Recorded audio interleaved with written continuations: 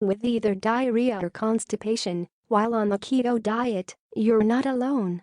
The concept of the keto diet might be easy to understand, but the applying it is another story, and many people do it incorrectly. Find out what causes keto poop and 6 ways you can fight it. Let's come right out and say it, a ketogenic diet can change the way you poop. Keto has a lot of great benefits: weight loss, heart health, mental clarity, clear skin, and so on. But during the transition into ketosis, your body can struggle to adapt to your new low-carb diet. You may experience constipation, diarrhea, frequent bowel movements, and other changes to your digestion. The good news is that you're not alone. The low-carb community calls this phenomenon keto poop. It's a common side effect of starting keto. There's plenty you can do about it, and it's temporary. There are a lot of long-term digestive benefits to a ketogenic diet. Once you stabilize your bowel movements and get used to this new way of eating, keto is great for your gut. Here's our look at what causes keto poop, how you can stop it from happening, and how long-term keto is good for your digestion. What is keto poop? When you start a keto diet, you may experience one of 2 things, digestively speaking, especially if you're coming from a low-fat, high-carb diet.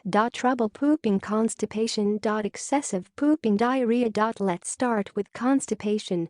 Keto and constipation. First things first, not pooping every day is not a sign of constipation. You can poop anywhere from 3 times a day to once every 3 days, and it's considered normal. It's when there is a sudden change in the frequency of your pooping habits along with a difficulty in pooping, aka your poop is hard and dry, that constipation becomes a concern.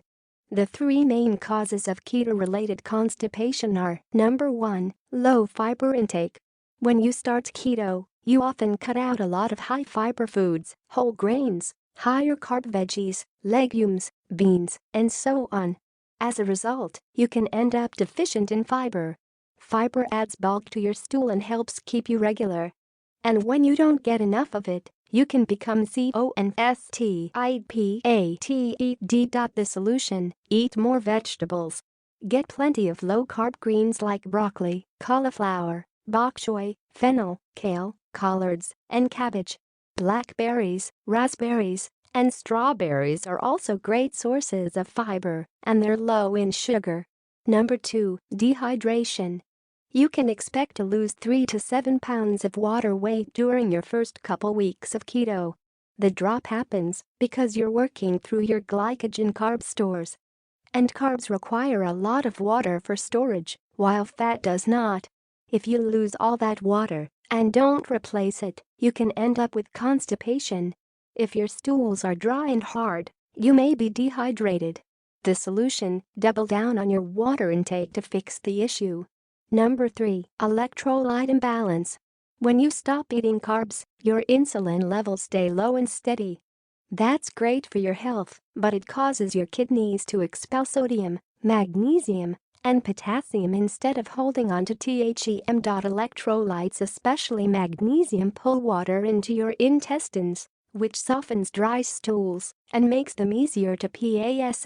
The solution: to improve your electrolyte balance and relieve constipation, make sure you salt your food liberally, get plenty of veggies, and take 200 to 400 milligrams of magnesium daily. Magnesium citrate and magnesium glycinate are the 2 best forms. Magnesium citrate will help you most with constipation. Just be sure you don't take more than 400 milligrams, or you may get diarrhea. For potassium, try these 12 potassium-rich foods you can enjoy on keto. Eating more veggies, drinking more water, and prioritizing electrolytes will fix keto constipation in most cases. Keto and diarrhea. Keto can also cause diarrhea, especially during the first couple weeks of the diet. Keto diarrhea happens for 3 main reasons. Number 1, low digestive enzymes. Your liver makes bile and digestive enzymes to emulsify fat and digest it, but when you start eating far more fat than your body is used to, it can take your liver a little while to catch up with its bile and digestive enzyme production. Until it adjusts to your new high-fat diet, you can end up with diarrhea because of undigested fat. The solution: if you're just starting keto and you have diarrhea, take lipase, an enzyme that breaks down fats, for the first week of eating keto. Lipase will help you metabolize the extra fat. Your digestion should adjust on its own by the end of the first week. Number 2. Low fiber intake. Paradoxically, low fiber intake can cause both constipation and diarrhea. Without fiber to slow down digestion, food can go right through you. The solution: if you have diarrhea, try eating more low-carb vegetables to keep your digestion moving at a healthy pace. Number 3. Too many MCTs. A lot of keto dieters use medium-chain triglycerides (MCTs) to get extra energy and a boost in ketones levels. MCTs are great for you, but they can cause urgent diarrhea if you eat too many of them. The solution: if you find MCTs give you diarrhea, limit yourself to a teaspoon of MCTs at a time when you're starting out. You can gradually work your way up to 2 tablespoons over the course of a week or so.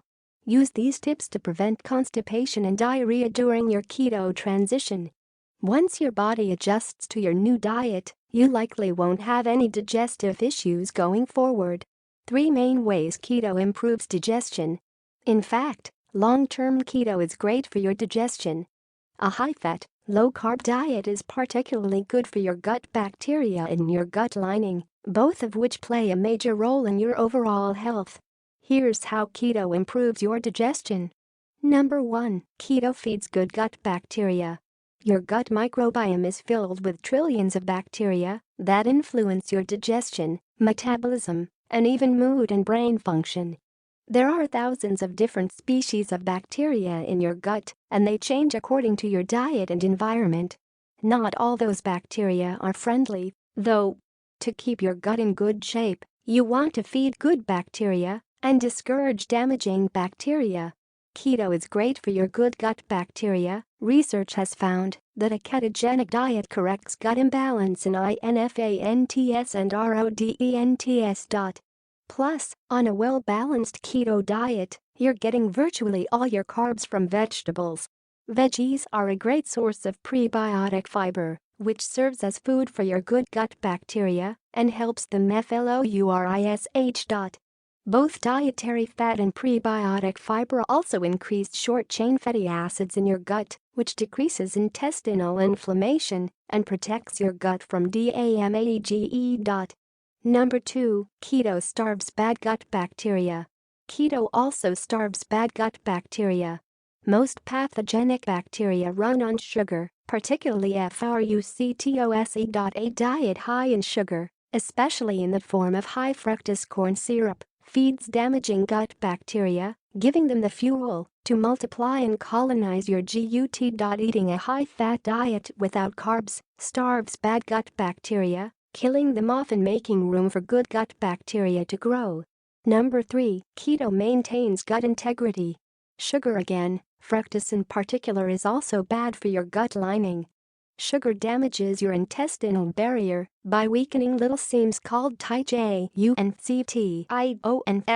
Tight junctions prevent food particles, bacteria, and other contents of your gut from leaking into your bloodstream.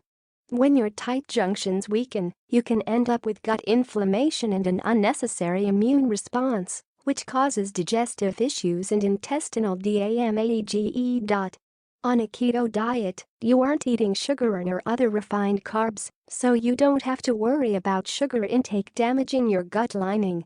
The takeaway is: keto poop something you should worry about. If you have constipation or diarrhea when you're starting keto, don't worry, your body is just adapting to your new diet. It can take a little experimenting to find the right balance of fat, protein, and fiber for your body. Eat fiber-rich vegetables, drink plenty of water, and, if you have to, take digestive enzymes or electrolyte supplements to regulate your digestion. Keto poop is usually temporary, but if your digestive issues last more than a couple of weeks, keto may not be for you. Consider adding more carbs and fiber, or try switching to a variation of keto, like cyclical keto or targeted keto. With a little trial and error, you'll find a